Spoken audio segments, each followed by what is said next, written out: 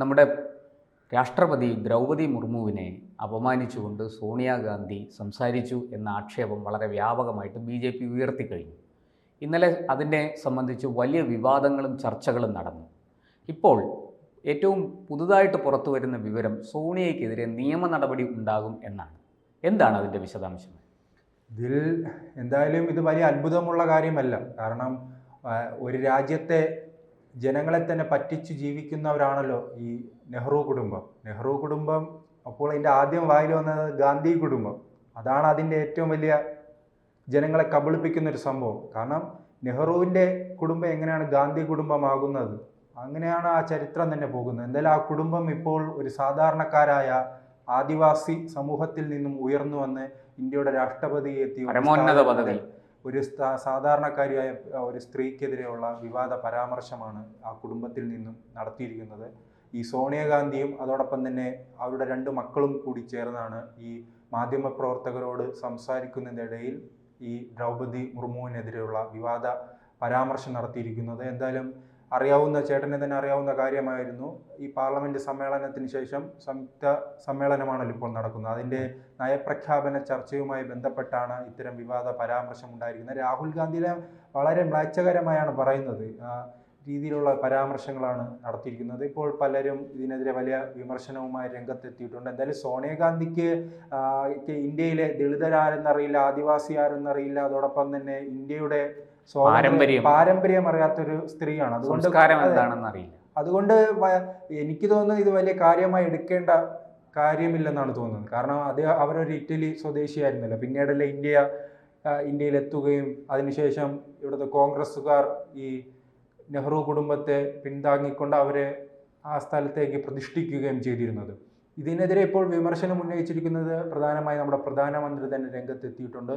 ഈ സോണിയ കുടുംബത്തിനും അതോടൊപ്പം തന്നെ അദ്ദേഹം വിളിച്ചിരിക്കുന്നത് രാജകുടുംബം എന്നാണ്. അങ്ങനെ ഒരു രാജകുടുംബം, ആ രാജകുടുംബം എല്ലാ കാലത്തും അധികാരത്തിലിരുന്നവർ എന്നുള്ള രീതിയിലാണ്. രാജകുടുംബം എന്തായാലും ആ ആദിവാസികളെ അപമാനിച്ചിരിക്കുകയാണ്. അതിന് മാപ്പ് പറയണമെന്നാണ് ആവശ്യപ്പെട്ടിരിക്കുന്നത്. ചിലപ്പോൾ അതിനിടയ്ക്ക് തന്നെ പ്രിയങ്ക ഗാന്ധിയുടെ പ്രസ്താവനയുണ്ട്, അങ്ങനെയൊന്നും അപമാനിക്കാൻ ശ്രമിച്ചിട്ടില്ല, അത് BJP വളച്ചൊടിക്കുന്നതെന്നാണ് പറയുന്നത്. ഈ പ്രിയങ്ക ഗാന്ധി രാവിലെ മുതൽ രാത്രി വരെ പറയുന്നത് സ്ത്രീകൾക്ക് വേണ്ടിയും അതോടൊപ്പം തന്നെ ദളിതന് വേണ്ടിയും ആദിവാസികൾക്ക് വേണ്ടിയും എല്ലാം സംസാരിക്കുകയാണ്. അതെങ്ങനെയാണ് സംസാരിക്കാൻ ആരംഭിക്കുന്നത്?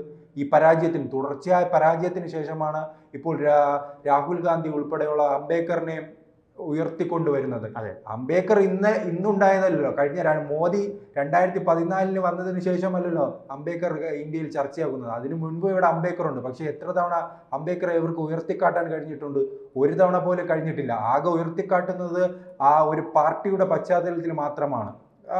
ഈ ഉത്തർപ്രദേശിലെ BSP ഉൾപ്പെടെയുള്ള ചില പിന്നോക്ക രാഷ്ട്രീയ പാർട്ടികൾ മാത്രമാണ് അംബേദ്കറിന് വേണ്ടി സംസാരിക്കുകയും അംബേദ്കറുടെ ആശയം പ്രചരിപ്പിക്കാൻ ശ്രമിച്ചിട്ടുള്ളത്. അല്ലാതെ കോൺഗ്രസ് ആർക്ക് വേണ്ടിയാണ് നിന്നിട്ടുള്ളത്? കോൺഗ്രസിന് നമുക്കറിയാം, ഒരു കോൺഗ്രസിന്റെ ഓഫീസ് നിർമ്മിക്കുകയാണ്. അവിടെ ആർക്കാണ് പേര് നൽകുന്നത്? നെഹ്റു, ഒന്നെങ്കിൽ നെഹ്റു അല്ലെങ്കിൽ രാജീവ് ഗാന്ധി, ഇന്ദിരാഗാന്ധി.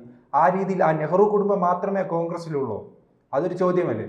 അങ്ങനെ എന്തായാലും ഇത്തരത്തിലുള്ള കഴിഞ്ഞ ദിവസം നമ്മുടെ എഴുത്തുകാരിയായ KR മീര പോലും ഇക്കാര്യം ഫേസ്ബുക്കിലൂടെ കോൺഗ്രസിനെ കുറ്റപ്പെടുത്തിക്കൊണ്ട് മഹാത്മാഗാന്ധിയെ പോലും അവർ മറന്നു എന്ന അർത്ഥത്തിൽ അങ്ങനെ വരുന്ന മനഃപൂർവ്വം മറക്കുന്ന കോൺഗ്രസിന്റെ പിന്നെ പട്ടേൽ സുഭാഷ് ചന്ദ്രബോസും ഉൾപ്പെടെയുള്ള സ്വാതന്ത്ര്യ സമര സേനാനികളും അതോടൊപ്പം തന്നെ ആദ്യ കാലത്ത് ഇന്ത്യ ഭരിച്ചിരുന്നവരുടെ സ്ഥിതി ഇപ്പോൾ എന്താണ്? അങ്ങനെ അവർ ഈ നമ്മുടെ ചരിത്രത്തെ തന്നെ ഒളിപ്പിക്കുന്ന ഒരു സാഹചര്യം, എല്ലാ നെഹ്റു കുടുംബത്തിൽ മാത്രം ചുരുക്കി കിട്ടുന്ന ഒരു സാഹചര്യം ഉണ്ടായിരുന്നു. ആ സാഹചര്യം എന്തായാലും 2013 മുതൽ തന്നെ നരേന്ദ്രമോദിക്ക് തുറന്ന് ജനങ്ങൾക്ക് മുന്നിൽ എത്തിക്കാൻ ശ്രമിച്ചിട്ടുണ്ട്. അതുകൊണ്ട് തന്നെയാണ് അവർ തുടർച്ചയായി പരാജയങ്ങൾ ഏറ്റുവാങ്ങുന്നത്. അത് അവർ പറയുന്നത് ജനങ്ങൾ ഇപ്പോൾ വലിയ കാര്യമായി എടുക്കുന്നില്ല. കാരണം ചരിത്രത്തിലെ തന്നെ ഏറ്റവും കുറഞ്ഞ സീറ്റിലേക്കായിരുന്നു അവർ 2014 വന്നത്, 2019 വന്നത്. അതെ, 2024 അവർ വലിയ വിജയം നേടിയെന്ന് പറയുമ്പോഴും 2009 നേടിയ 206 സീറ്റുണ്ട്. അതിൻ്റെ പകുതി പോലും നേടാൻ ഇവർക്ക് കഴിഞ്ഞിട്ടില്ല.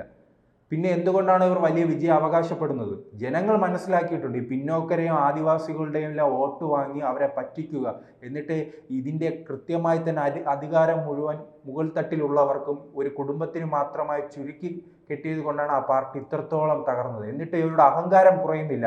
അതുകൊണ്ടാണ് ഒരു പിന്നോക്കയായ സ്ത്രീ, ഒരു ആദിവാസിയായ സ്ത്രീ, അവർ ആദ്യം അധ്യാപികയായിരുന്നു. അവരാണ് യഥാർത്ഥത്തിൽ ഇന്ത്യയിലെല്ലാം സ്ത്രീകൾക്ക് മാതൃകയാകേണ്ടത്, അല്ല സോണിയാഗാന്ധിയാണോ? ഇറ്റലിയിൽ വന്ന സോണിയാഗാന്ധി ആരാണ് മാതൃകയാക്കുന്നത്? കോൺഗ്രസ്സുകാർ പറഞ്ഞു നടക്കുന്നത് സോണിയാഗാന്ധി വലിയ മാതൃകയാണെന്ന്.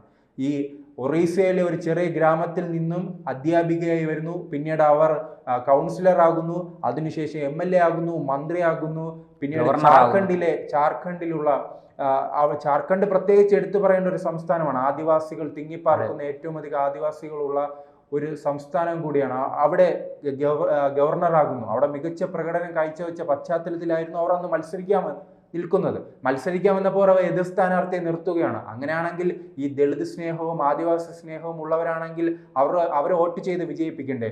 അതോടൊപ്പം തന്നെ കൂട്ടിച്ചേർക്കാനുള്ള മറ്റേതാണ് മുസ്ലിം സ്നേഹം. മുസ്ലിം ലീഗ് സ്നേഹമുള്ള ഇവരോ അബ്ദുൽ കലാമിനെതിരെ സ്ഥാനാർത്ഥിയെ നിർത്തി അബ്ദുൽ കലാമിനെ ഉൾപ്പെടെ പരാജയപ്പെടുത്താൻ ശ്രമിച്ചു. അത് പറഞ്ഞപ്പോഴാണ് മറ്റൊരു കാര്യം ഓർമ്മ വന്നത്. പണ്ട് നമ്മുടെ KR നാരായണനെ സ്ഥാനാർത്ഥിയായിട്ട് കോൺഗ്രസ് മുന്നോട്ട് കൊണ്ടുവന്നു രാഷ്ട്രപതി സ്ഥാനത്തേക്ക്.